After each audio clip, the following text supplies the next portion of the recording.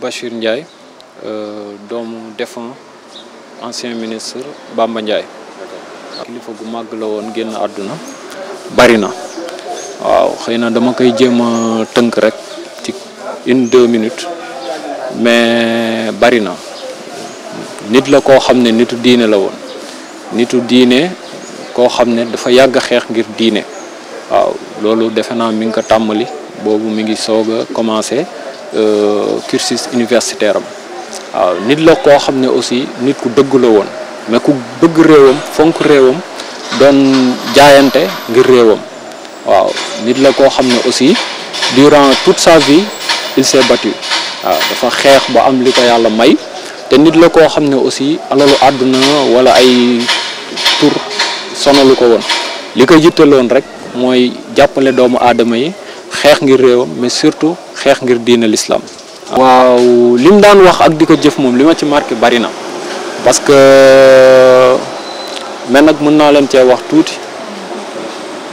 li ma gën a marqué ci moom mooy ku daan dimbale nit ñi la koo xam ne lu mu yor du ko téye da koy joxe daf ma daan wax ne man yoruma compte bancaire soxlawuma compte bancaire man xaalis bu du fanaan ci man ku am soxla sax boo mu ko yéexee wax fekk na li ma yore woon joxe naa ko te loolu tamit jëfee na ko dund na ko nit ku wàcce woon boppam la suufeel ko parce que daanaka ay li nit ñi tey ñu ci bari di wët ak di ci daw moom daanaka bu ko amee sax du ko jëfandikoo waaw moom daal li ko yitte woon mooy njabootam jàppale doomu aadama yi mais surtout xeex ngir diineem ak dëkkam waaw loolu moom xam naa.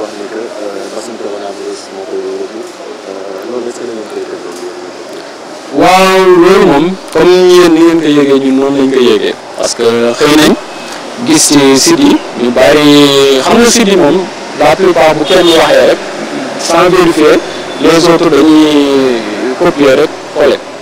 mais ñun ñi ko jege woon xam nañ ne corona wul parce que ñun ñoo ko assisté te ñun dara jotuñu ñoo ko assisté ñoo ko indi hôpital ñoo ko toppatoo te dara jotuñu deuxièmement aussi defal nañ ko 2 fois test mu négatif te feebar bi li ko déclenché aussi du mbirum corona du amul benn symptôme boo xam ne mën nañ ne corona la parce que li ko déclenché malaise la amoon te malaise boobu mosoon na ko am en 2012 boobu il venait juste de moom ak Abdoulaye Wade ñu ngi doon soog a perdre pouvoir xam nga 2012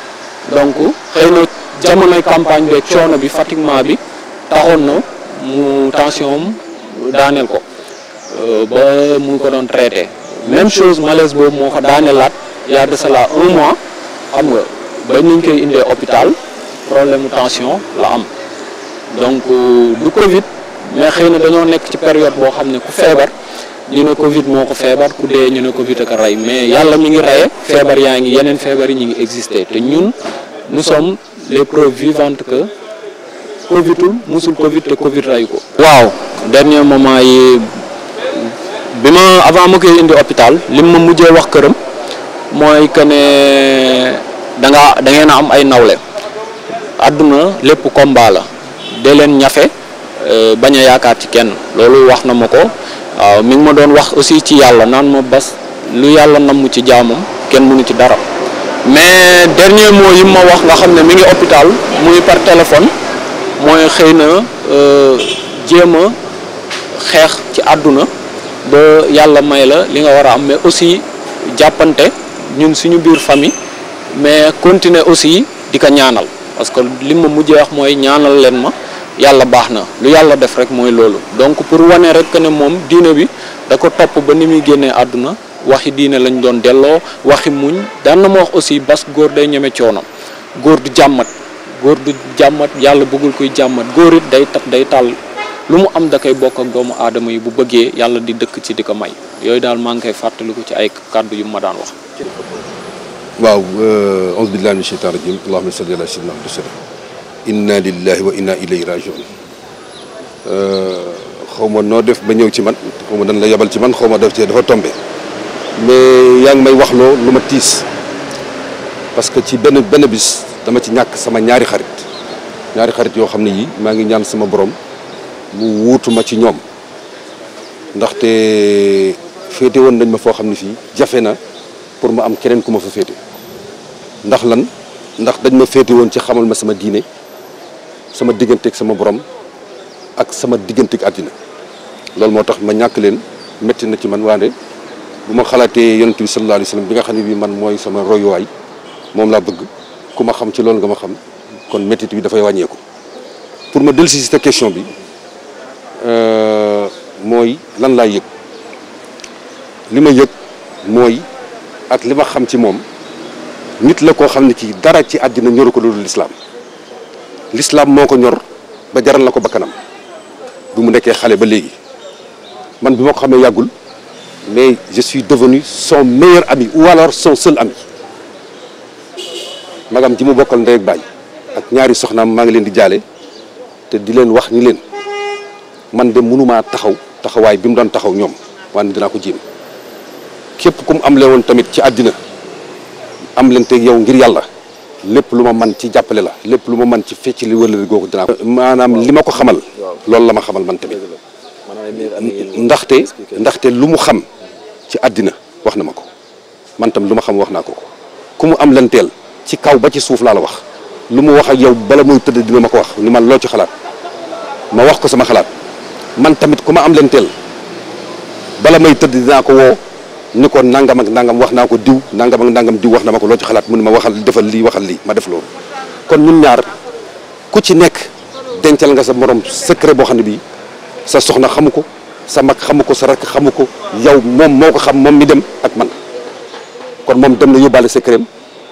man mi fi des yàlla naa fi yàgg te wér ku dul koo xam ne ki mas na wax ak yow nga ñëw sàkk ko ci man ni ma Bamba day mas na ma wax nangam ba tudd la bu dul loolu keneen du ko xam ndaxte dafa tolloon foo nga xam ne fii ci maanaam ci wàllu sànq maa ngi lay wax waxu l'islam di la combat boobu moo ko ñor loolu moo taxoon tamit jàppale bi mu doon jàppale Macky Sall yëpp bu l'islam taxawee mu taxaw fu ñu demee ba ñu gis ni ñi ngi jut baaraam l'islam rek nga gis mu daal di taxaw bu ngeen gisee intervention yëpp ci loolu la donc loolu moo ma boole ak moom. mu nekkoon ami bu fidèle itam sànq yaa ngi ko doon expliqué. waaw ami plus que fidèle nee naa la am na ñaari soxna mais du lekk këram sama waa kër bu ñuy togg dañ may laaj papa Bamba Ndiaye lan la bëgg a lekk ma téléphone ko loo bëgg mun mën nañ togg nangam ñu togg nangam boobu mu bàyyi ñamam këram ñëw añee sama kër du benn du ñaar du ñett du ñeent ay yoon moo tax démb presque 157 coups de téléphone jot naa ko ba 3 heures du matin moo tax boo gisee sama kanam dama sonn kon Bamba nit la ku doy waar parce que boo gisee combat yi mu doon mëne bu ci nekk daf ko teg ci xam-xam combat yi mu doon mëne yëpp boo gisee ci xam-xam la koy teg boo ko waxee bu ne la addis nee na nangam bu dee ci wàllu français parce que nit ñu bari dañ ko teg arabisant te université bii la génne lettre moderne la def dafa def philo Djibril Samb am meilleure note moom mu tegu ci mu bàyyi philo ba dem defi arabe fekk comme lettre moderne la commencé donc loolu moo ko may ouverture d'esprit boobu ba pare mu jógee ci nag mosquée inachevée de Yoff combat boobu moo ko doon mëne université de Dakar mosquée ba fa nekk moom moo ko jiitu communiste yi fi nekkoon mu nekkoon ak ñoom ba gars yi teg ko ibaadu wala salafiste wala yu mel noonu fekk na nit la koo xam ne kii dafa teg tànkam ci sunna boo xam ne bi mënuloo ko wax gis bu ñu daan toog ba nga xam ni waxtu julli jot na xam nga yonent bi sallallahu alayhi wasallam mi ngi wax naan 3 choses me sont dignes d'amour le parfum la femme et l'oraison dafa amoon benn bouteille parfum bu nekk ci poosam bu julli jotee day génn parfum bi bi mu mujjee sama kër dama ko jox ñaari bouteille parfum laa ko jox ni ko pour nga di ko xeeñoo donc yooyu laa gis ci moom te bi ma ko xamee maa ngi ko xam en 2006 laa ko xam 2006 dama doon def conférence de presse ñu daje par hasard bis boobu ba bi muy dugg hôpital tàqalu ko lu muy def ci àddina ak fu muy tukki ak lu mu mën a def wax naa la ko nee naa la lu mu def ak ku mu ko defal dina ma ko wax. dernier moment yi ñu passé ensemble ñu bari dañoo jàppoon ni sax du ma mën a def li may def nii parce que nous avions une relation fusionnelle.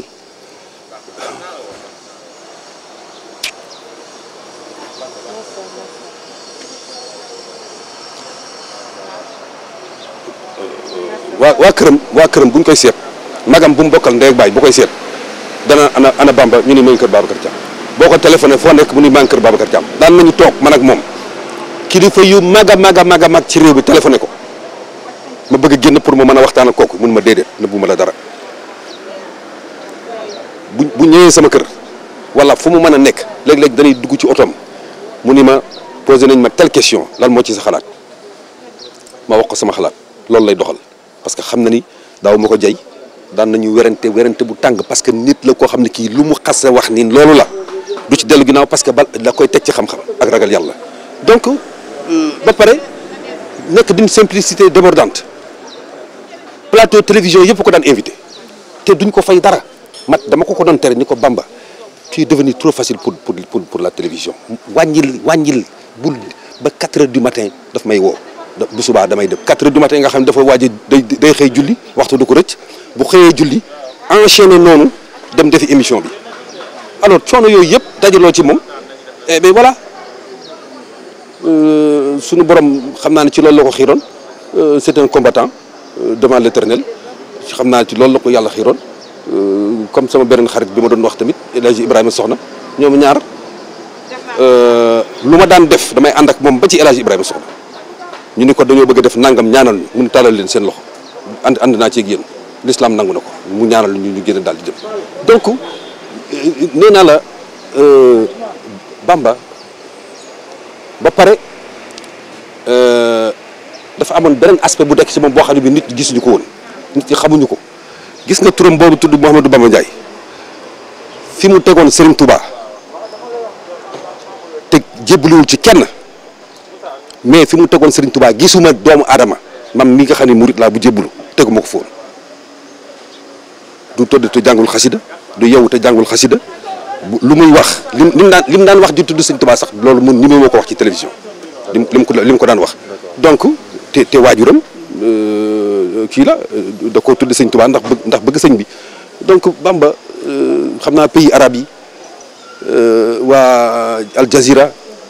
Égypte dernière conférence bi mu mujj def c'est sur les ONG islamiques moo ko présidé moo ko animé moo nekkoon le modérateur bi mu ko defee ba pare tous les ambassadeurs musulmans dañu jóg di ko applaudir ñëpp naw xam-xamam li mu doon mujj def mooy doon def sa thèse de doctorat pour publier ko yàlla deful bu àgg bii la lu ci mujj Souleymane Teliko le président de l'Union des magistrats du Sénégal livre am bi mu bind l'ultime audience moom moo ko préfacé man maa leen boole maa tax ñu xamante ñoom ñaar gis nga bi ñu fi attaqué affaire Charlie gis nga ni mu riposté ak yeneen yoo xam ni. Bon, je peux dire que je peux vous dire beaucoup de choses sur lui, pas parce que c'est mon père, mais parce que c'est un homme que j'ai toujours côtoyé, parce que c'est un exemple, un modèle, une référence pour moi. Cet homme est un homme multidimensionnel. Je dirais même, je l'appelais l'homme dîner ak jamono, parce que vous n'êtes pas sans savoir que c'était le meilleur ami de Feu Sidi Lamine Niass. Ils ont, depuis l'école primaire, ils étaient ensemble. Et le dernier plateau télévisé où il a eu à intervenir, c'était à Walf TV avec Ahmed Khalifa Niass. Donc voilà, c'était quelqu'un, un défenseur de l'islam. Il m'a toujours dit que moi, mon seul objectif dans cette vie, c'est de défendre l'islam. Rien ne m'intéresse. Je ne veux pas d'immeubles, je ne veux pas de milliards, je ne veux rien. Je veux juste défendre l'islam, mais aussi servir mon pays. Il m'a aussi dit un jour, j'ai pas de fils. J'ai pas de fils, j'ai pas d'enfants. Moi, tous les Sénégalais sont mes enfants. Tout le monde, je le considère comme mon enfant. Ce qui est important dans la vie, c'est d'essayer de prendre exemple sur moi et d'essayer de prendre le même chemin que moi. Donc c'était un homme multidimensionnel qui a beaucoup fait pour son pays, mais qui a beaucoup fait aussi pour sa religion. Et aujourd'hui, c'est pas seulement sa famille qui a perdu un grand homme, mais c'est tout le Sénégal, pour ne pas dire toute la Oumma islamique, qui a perdu un grand homme. Un homme qui était au service de son pays, comme vous le savez, qui a été ministre, qui a eu à occuper beaucoup de fonctions, mais ça ne l'a jamais empêché si besoin est, d'enlever d'enlever son boubou d'homme politique pour vêtir son boubou de défenseur de l'islam. Donc voilà ce que je peux dire sur lui en résumé. Et pour vous retenez peut-être particulièrement de l'homme qui nous a quittés aujourd'hui? Bon, ce que je retiens particulièrement de lui, c'est que c'était un père affectueux, un homme digne, qui s'est battu durant toute sa vie et qui ne croyait qu'en Dieu et son prophète. Et il a toujours voulu nous donner l'exemple de quelqu'un qui gardera toujours sa dignité et sa fierté. Voilà, c'est ce que je retiens de lui. Quelqu'un d'humble, quelqu'un qui aimait beaucoup. Très généreux, très humble, très généreux, mais très simple. J'insisterai plus sur même sa simplicité. Parce qu'il m'est arrivé même de lui demander pourquoi, quand tu as des voitures luxueuses, tu ne les utilises pas. Il m'a dit, tu sais, l'esprit des Sénégalais, c'est compliqué. Dès qu'ils me verront avec une très belle voiture, ils vont se dire que voilà, c'est ce que je voulais, j'ai de l'argent, ma famille, et ils vont penser que j'ai tout l'or du monde, alors que tel n'est pas le cas. Moi, ce n'est pas l'argent qui m'intéresse. Il me l'a dit et me l'a répété. Je n'ai pas de compte bancaire, je n'ai pas d'immeuble. Il m'a dit, ma plus grande richesse, c'est mon savoir. J'ai parcouru le monde, j'ai côtoyé beaucoup de personnalités. Et si vous voulez que je vous lègue quelque chose, essayez de me côtoyer, d'être proche de moi pour puiser de mon savoir. Voilà, c'est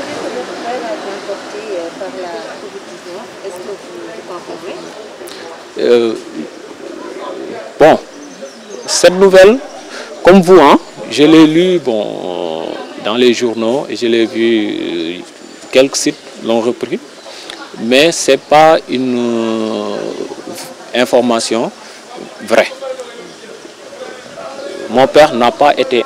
emporté par le Covid-19. La preuve, moi et mes frères et sœurs, c'est nous-mêmes et ses épouses qui l'avons conduit à l'hôpital. Il avait eu un malaise dû à sa tension. Et ce n'était pas la première fois. Parce qu'il faut savoir que c'est quelqu'un qui ne se reposait jamais. D'ailleurs, en 2012, à la fin de la campagne, quand Wade perdait le pouvoir,